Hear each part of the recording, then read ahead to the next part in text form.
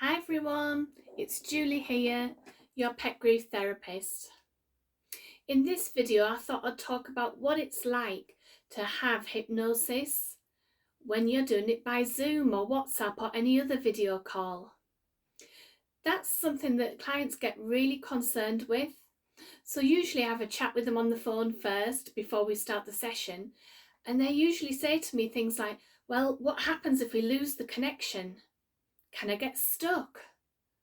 What happens if I'm interrupted by something? Somebody comes into the room. And so that's something that we talk about before we even start the session. So first of all, you cannot get stuck in hypnosis anyway. It's physically impossible. But just to reassure the clients that they can't get stuck, I put a little suggestion in right at the beginning, just to say that if they don't hear my voice or the music for a few moments or more, then they'll just bring themselves out of the hypnotic state or the trance. And that's it. And if we're part of the way through the therapy and the connection goes, I've usually got your phone numbers so we can either text or I can call you and say, what's happened? Is it your end? Is it my end? And things like this do happen. Not very often, thank goodness, but they do happen. And because they happen occasionally, we know how to deal with them. So you're never going to get stuck. You're never going to be halfway through explaining something and then suddenly all the audio goes and you don't know what to do, because there is nothing that we can't sort out between us at either end.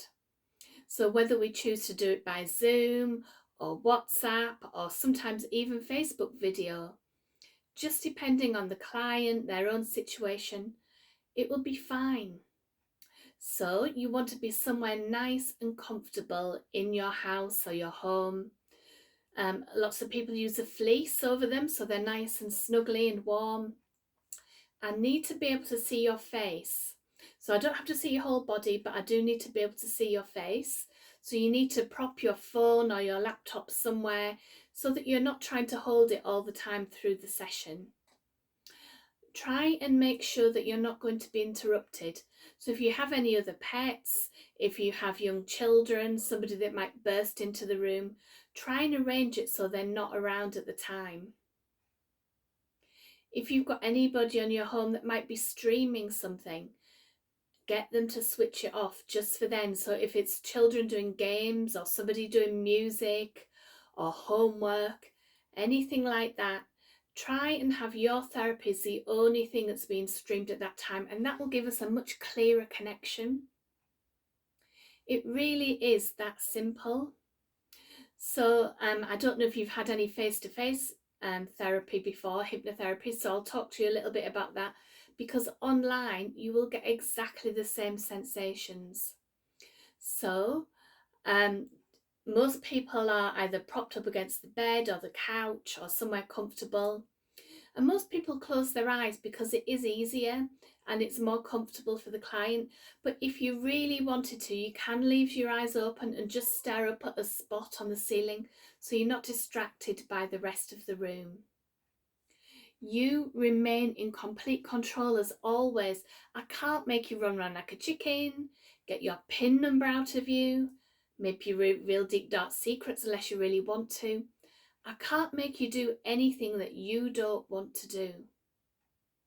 You'll be aware of noises around you, so you'll hear my voice and a bit of music, and usually find that just fades in and out, so it's not constant all the time.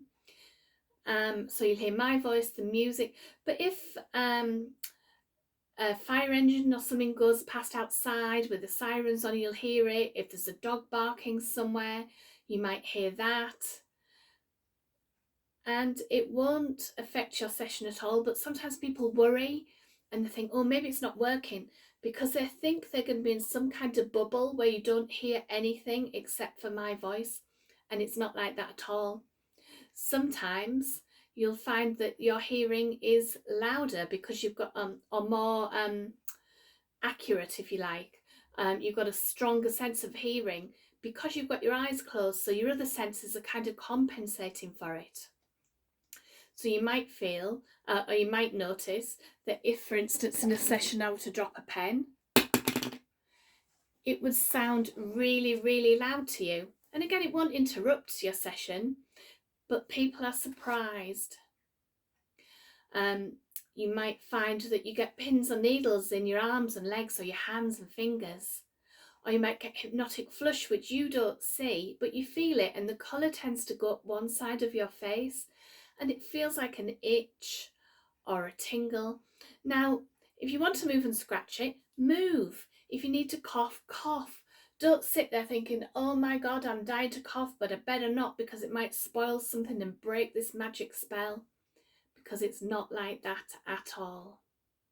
It feels a bit like, for those of you who drive and you do the same journey over and over and over again, and then one day you're doing that journey and you go past a roundabout or a set of lights or a particular landmark and you think, I don't remember going past that, because you're on automatic pilot, almost like you're daydreaming. But if somebody were to run out in front of you, you'd stop. You'd be able to react. And hypnosis feels a little bit like that. So you feel like you're on automatic pilot, not really that you're asleep, although some people do go to sleep and that's fine because they can still respond to the sound of my voice. As long as you're in hypnosis first and then you go to sleep, it's fine. And you will find that you might hear yourself snoring, and afterwards you think, I didn't even know I snored. I always said I didn't snore. But you can hear yourself because you can hear everything around you when you're in hypnosis and you are responding to my voice and any other sounds. You might find that your conscious mind starts to wander off, so you start thinking, oh, wonder what time this has finished. Oh, did I remember to lock the car or get the chicken out the freezer? Or, oh yeah, I remember that. Something to do with the session. Your conscious mind just wanders off somewhere. And people worrying again, and they think, oh, maybe it's not working, because they don't think they should be able to consciously think of anything else. But it's not like that at all. If your conscious mind starts to wander and you start to think about something else, don't worry, because it's your subconscious that I'll be dealing with. So your subconscious is the part of you that controls all your bodily functions, your heart beating, your lungs pumping. It helps you with your infinite memory. So all the memories you've had ever since you were born, filed away in kind of a huge database or a library, and it sends up on a daily basis what you need to get by. So, for instance, if you see a little child learning to walk and they're working out where to put their feet, and they haven't worked out where to put their hands forward if they fall, and they just sort of plop down, they're doing that consciously because they haven't learned how to do it.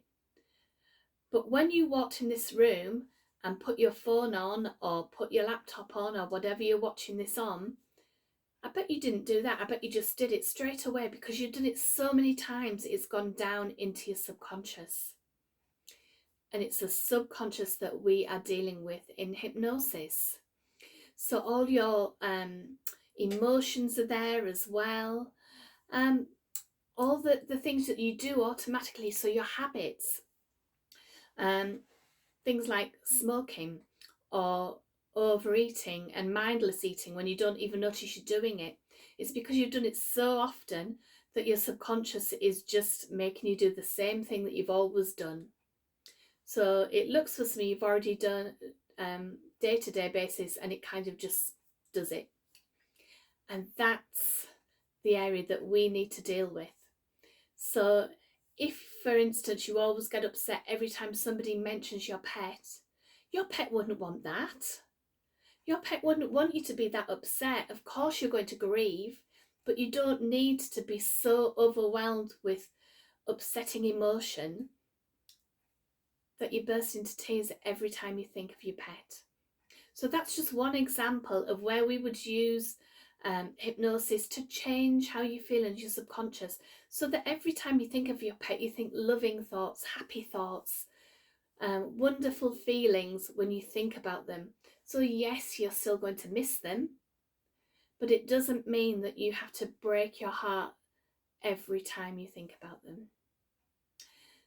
All this is exactly the same when we do it by video call as if we did it face to face. And the great thing is I can help people around the world, which I do. So you don't have to come all the way here to the northeast of England where I live just to get some help. And I hope that this has helped you, just reassured you just how easy it is to have hypnotherapy over Zoom. If you really are technically challenged and you really are worried, I can talk you through the steps of how to click on the video link, or where it's going to go to, or what's going to happen during the session, or what to look for on your screen. Okay, we can do all that on the phone first. Please don't worry. If I can do this, you can do it. And anyone who knows me will tell you that. So I hope, like I said, this has helped. Have a look at some of the other videos if you're not sure whether or not therapy is right for you. There might be other things on the other videos, so some tapping or some breathing exercises. And when you know that you are ready for help, you know that I will be here for you. Bye for now.